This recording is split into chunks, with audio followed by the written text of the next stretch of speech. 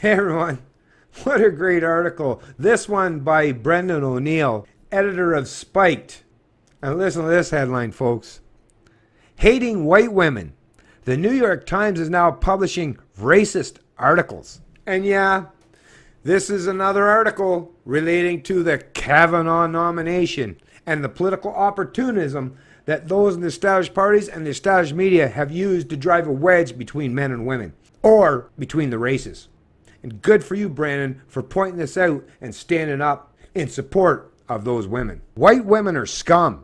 That's the message of a column published by the New York Times on Saturday, written by Alexis Grinnell, entitled, "White Women, Come Get Your People."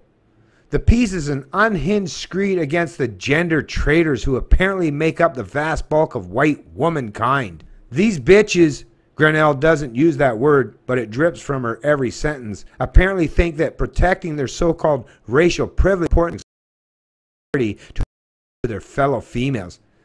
So they will slavishly, obediently line up behind white men, even people like Donald Trump and Brett Kavanaugh, and not give a single thought to the women allegedly abused by such men. Why?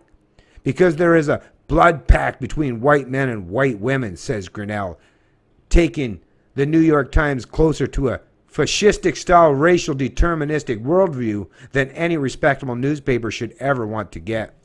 Grinnell's piece captures so much that is wrong and scary in contemporary identity politics. First, it captures the extent to which the identitarian movement thinks emotionalism should enjoy primacy over reason in the public square. After a confirmation process where women all but slit their wrists, letting their stories of sexual trauma run like rivers of blood through the Capitol, the Senate still voted to confirm Judge Brett Kavanaugh, she writes. She cannot believe that protesters' visceral, self-regarding expressions of trauma did not outweigh the calm, evidence-weighing deliberations of those charged with deciding if Kavanaugh is fit for the Supreme Court.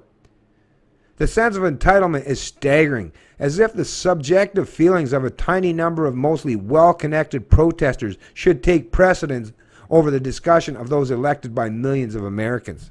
Yeah, I'm kind of going to disagree there. It's not about, the opinions of millions. Let's just stick with the moral stance here. Who cares about how popular it is?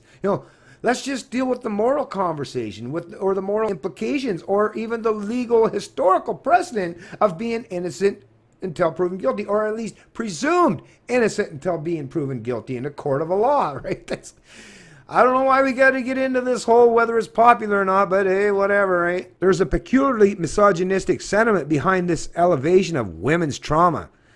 They're rivers of blood over rational political discussion.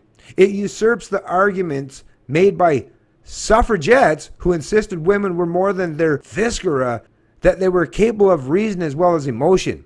In response to articles in journals like the Anti-Suffrage Review, which in 1910 argued that women is emotional and therefore she has difficulty forming abstract ideas, the suffragettes insisted that women had the capacity for cool, reasoned thought. Female suffrage would not lead to government by emotion, they said. Government by emotion being the cynical, sexist phrase used by the Anti-Suffrage Review to describe politics if women had a say. Now, 100 years later, a so-called feminist in the New York Times, no less, calls in essence for government by emotion, casually trying to undo the work of those who fought hard to establish women's capacity for political reason. Right? Right? Exactly. That's just beautiful. Like, this is where you're definitely hitting the nail on the head right here, Brendan, is yes. I mean, think about the women alive today that actually, are self-reliant or decent, hardworking, respectable people, or even those who stay home and take care of their family in a traditional sense and predominantly adhere to traditional values or principles. Think about what these people are like. Wait a minute. Weren't we told that we're supposed to stand up and show that we can be just as reasoned and logical in our political approach as many of the men in the past?